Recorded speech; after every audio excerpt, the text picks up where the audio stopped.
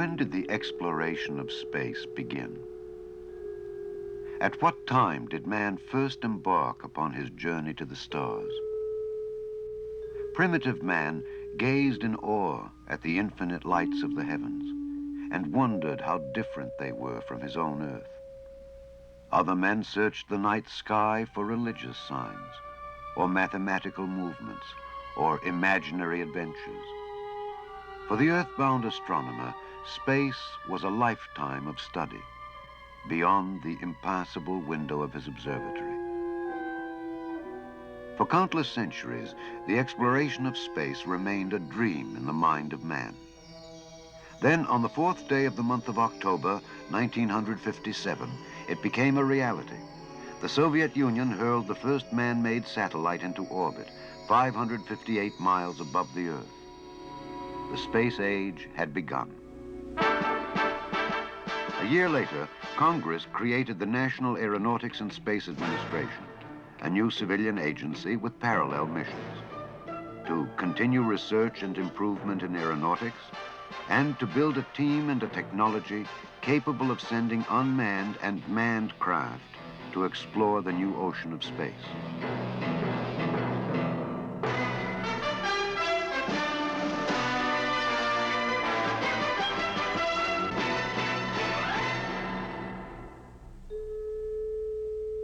Today, after a decade of research and discovery, America stands ready for the next step, a journey to the moon.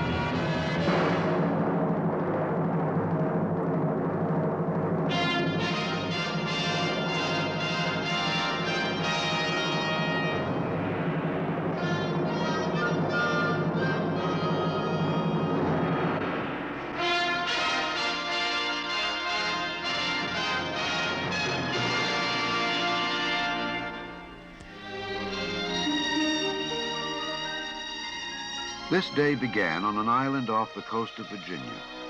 It is one of many places from which man now explores the realm of space. Over the past 10 years, hundreds of small sounding rockets have carried scientific instruments into the stratosphere, ionosphere, and exosphere. They have gathered data on high-altitude winds, on cosmic and ultraviolet rays, on radiation belts, and solar flares. Both American and international experimenters have dissected and evaluated these data to expand vastly our knowledge of near space.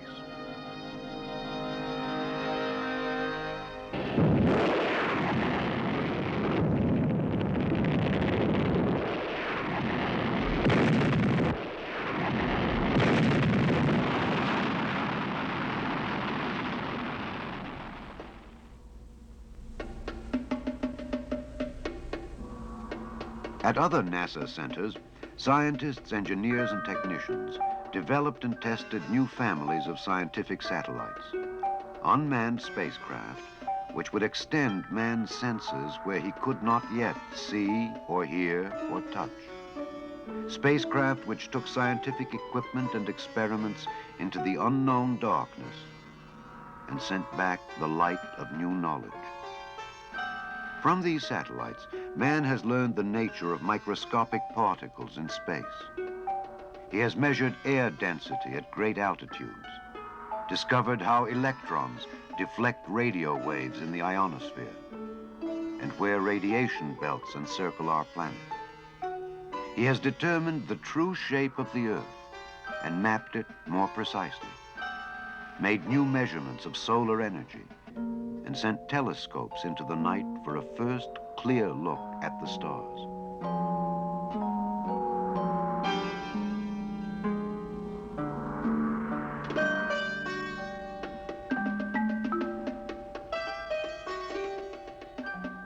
Some satellites were joint efforts to add to man's knowledge, the combined scientific quest of other nations and the launch technology of our own.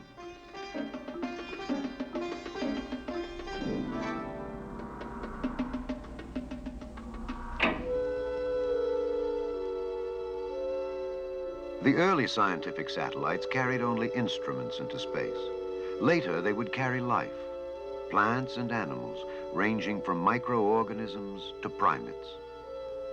These biosatellites told us how weightlessness, radiation, velocity, and pressure affected life in the new environment called space.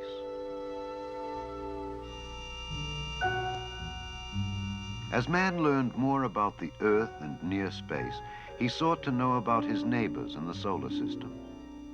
Probes were hurled through interplanetary space to the neighborhood of Venus and Mars.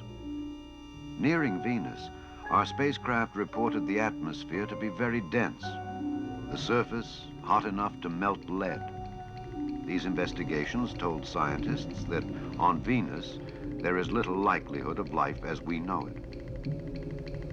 In one of the most spectacular feats of the decade, NASA sent a deep space probe sailing across uncharted seas, more than 360 million miles, to look for a brief but wondrous moment at our nearest planetary neighbor, Mars.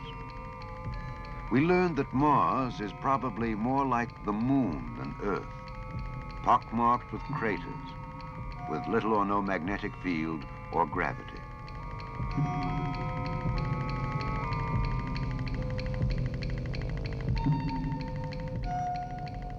As important as the return of scientific information was the new confidence gained in our technological maturity, that man could design and control such complex operations across millions of miles of interplanetary space.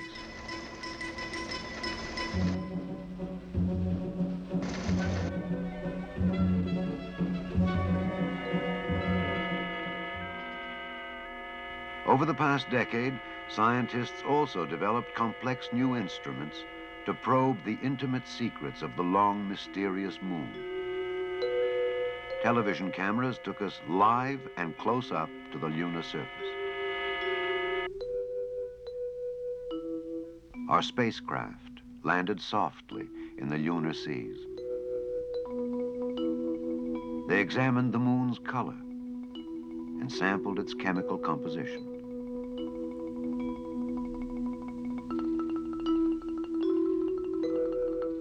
Man witnessed a sunset on the surface of the moon, saw the sun eclipsed by the Earth, and looked back at his own planet 250,000 miles away. Other spacecraft circled the moon, photographing its yawning craters and soaring peaks, mapping more than 95% of its entire surface.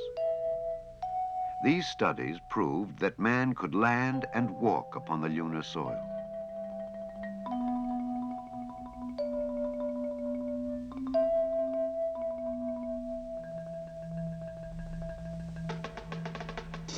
In this first decade of the space age, the science and technology which was used to explore outer space was also applied to practical benefits here on Earth.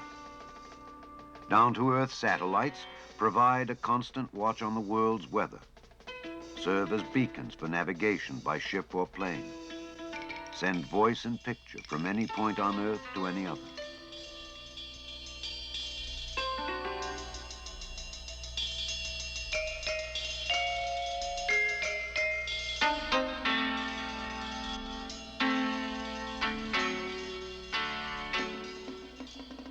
In 10 years, we have come from a few experimental weather satellites to an operational system capable of night and day observations around the world.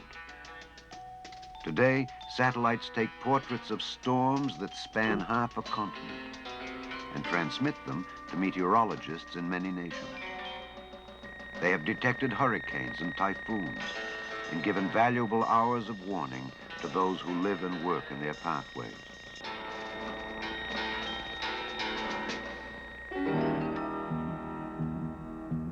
Man has also learned to communicate by satellite. First, with a great balloon that served as a reflector in the sky for Earthbound transmitters. For most of the past decade, it provided millions around the world with their first glimpse of a man-made star zooming across the sky.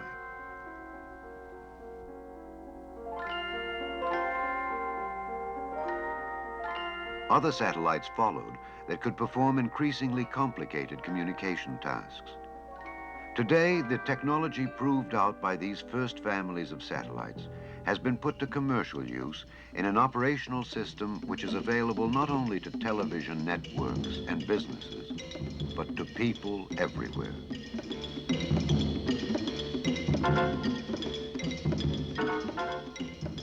All the world has been united to witness historic moments.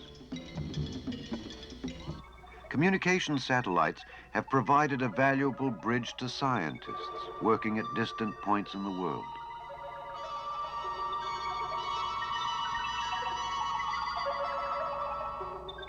But space research was not the only mission of NASA. The first A in the name of this new organization stands for aeronautics. An airplane without wings, the lifting body, an effort to link man's continuing journey through air and space. Someday, such a vehicle may be used to bring man back from space through the fiery re-entry of the Earth's atmosphere to a landing on the runway of tomorrow's airport.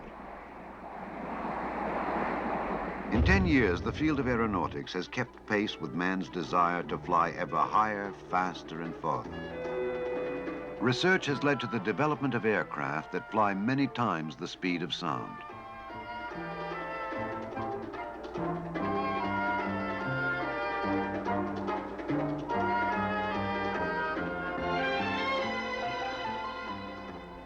New planes have been developed that rise vertically and fly at jet speeds.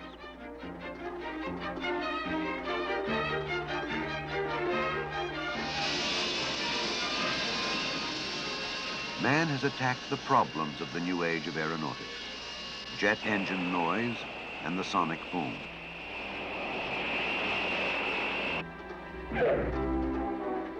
He has concerned himself with the safety of aircraft and their passengers.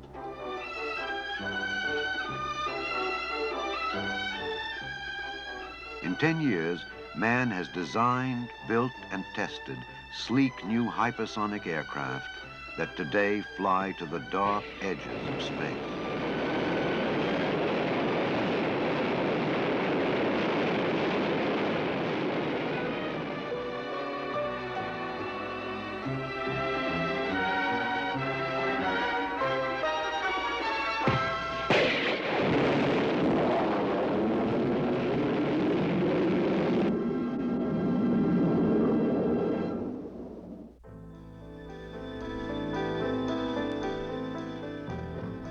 The journey to the edge of space was not far enough.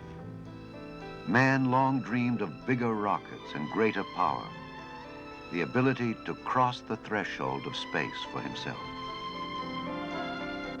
In the 1960s, manned space travel became a reality. Many men here on Earth helped ready the systems which would take a few men across that frontier.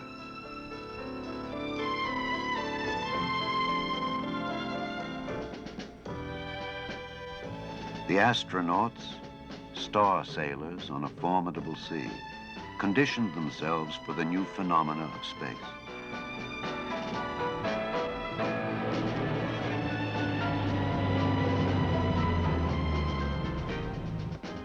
Then came the day when the first man was ready.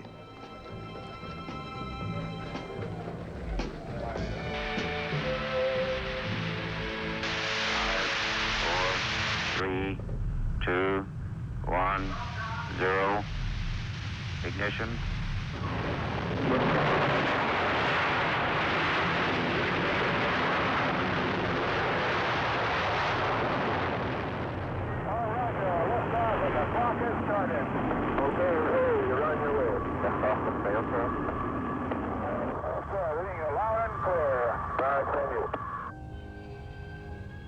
Many astronauts would follow on longer voyages into space. The experience of each added more knowledge to the textbook for all of those who would come after them. Missile power, go. RF systems, go. Propulsion, go. AMR telemetry, telemetry quality. Mercury capsule, go. 3, 2. Roger, the clock is operating. We're underway. You are clear. Roger, we're programming and roll okay. Won't be long about here. Stand by for 20 seconds. Roger. Mark. Roger. From these first flights came important information about the men, their spacecraft, and the facilities and personnel who supported them. Man could withstand the force of gravity many times his own weight. He could live for extended periods weightless in the vacuum of space.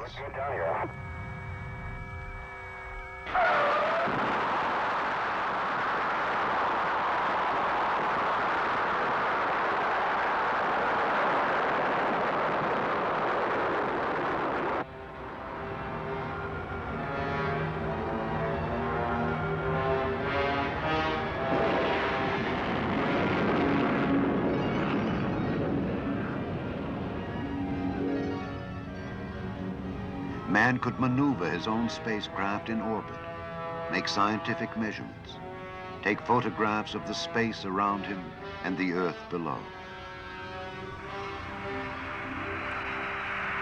Gemini 6, Houston is standing by. Roger, understand. Station keeping at 120 feet. Man could locate other spacecraft hundreds of miles across the ocean of space. 79 Hawaii. Hawaii, I've got a weird-looking machine here. Boy, they look right. The jaws are like an alligator's jaw that's open and it looks like they're fully extended. Roger.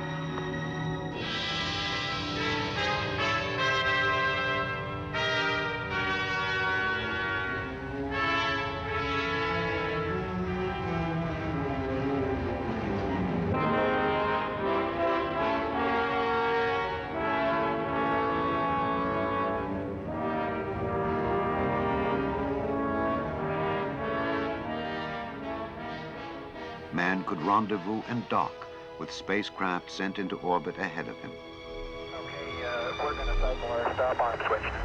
Roger. The flight, we are docked. Man could perform complex scientific and technological experiments in space.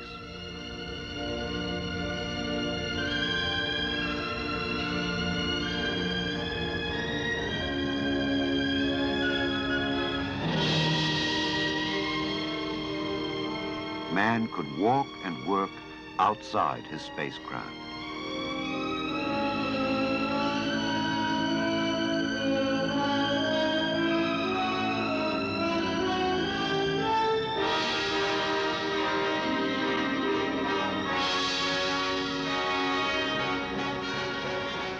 The astronauts could meet successfully all their objectives and safely sail back to home port on the Earth below.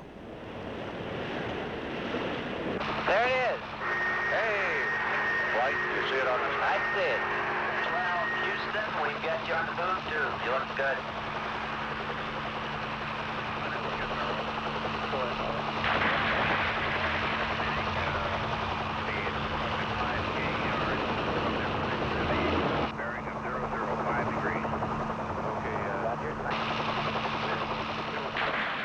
These first steps into space had taken man 800 miles above the Earth.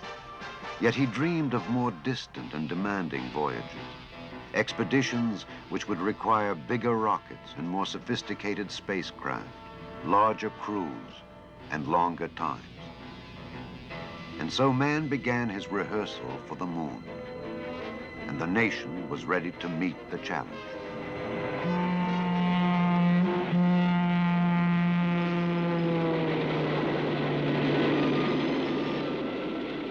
Facilities of many kinds were constructed throughout the country to support the space programs of the future.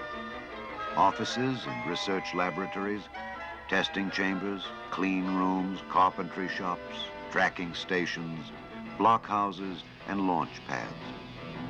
Most were designed and built to house a science and technology that did not exist 10 years ago.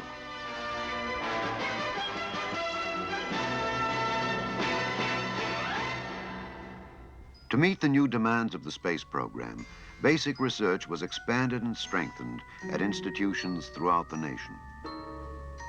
At universities and NASA research centers, the space sciences moved forward along a broad front of accomplishment.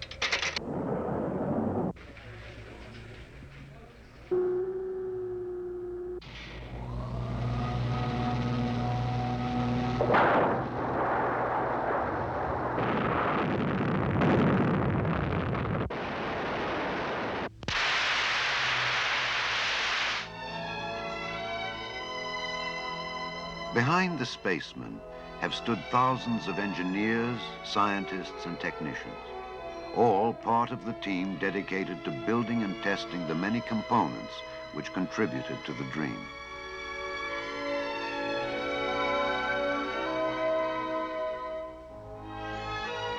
America called upon its industry and its institutions, placed new demands and offered new challenges to the establishments of our time. Education contributed ideas and experiments, scientific expertise, and trained manpower. Industry solved thousands of insoluble problems, found new methods and new materials when they were needed, achieved new heights in quality control and rates of performance.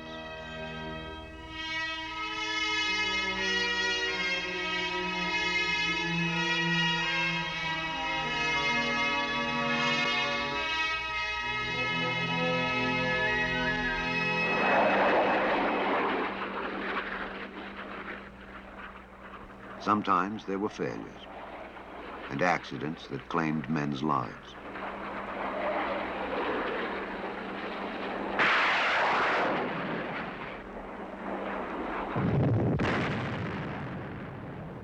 The astronaut pilot of this research vehicle landed safely.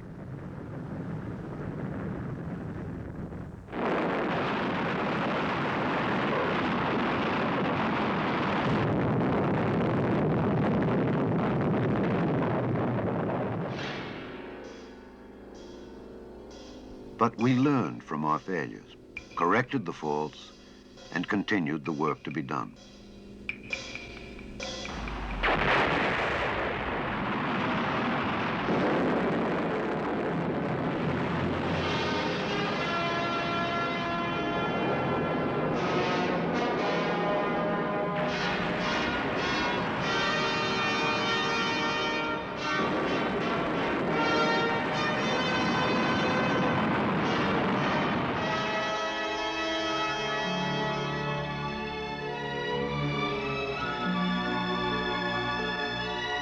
Youth witnesses the culmination of a dream.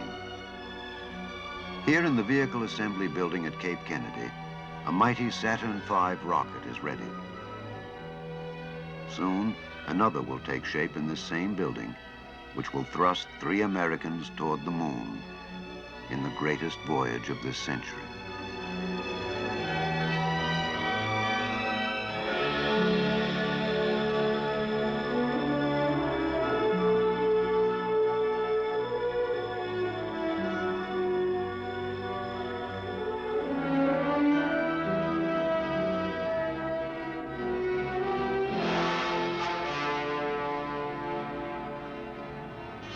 And now a new rocket is rolled out for another test of our lunar mission capabilities.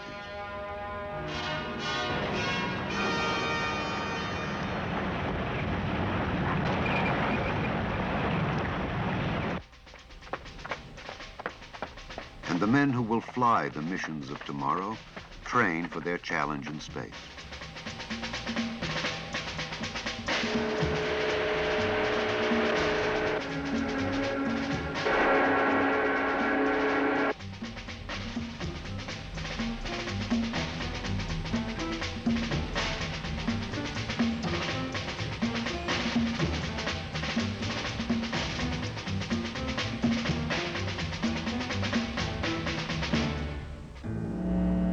Is that closing velocity about right?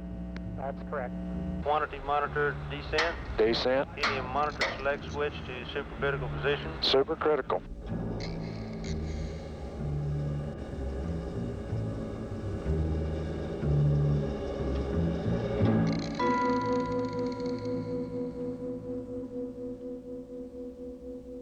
In 10 short years, America has come a long way.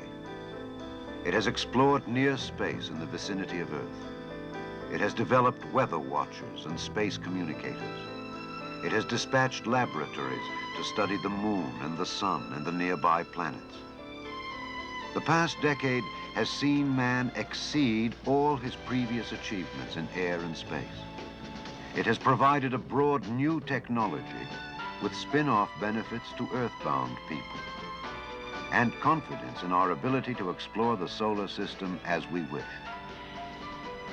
What has been done and what has been learned belongs to all who live now and in the future in this age of space. Stage is reporting ready for launch. T-minus 20, 19, 18, 17, 16, 15, 14, 13, 12, 11, 10, 9. Ignition sequence starts. 5, 4, we have ignition. All engines are running. We have liftoff. We have liftoff.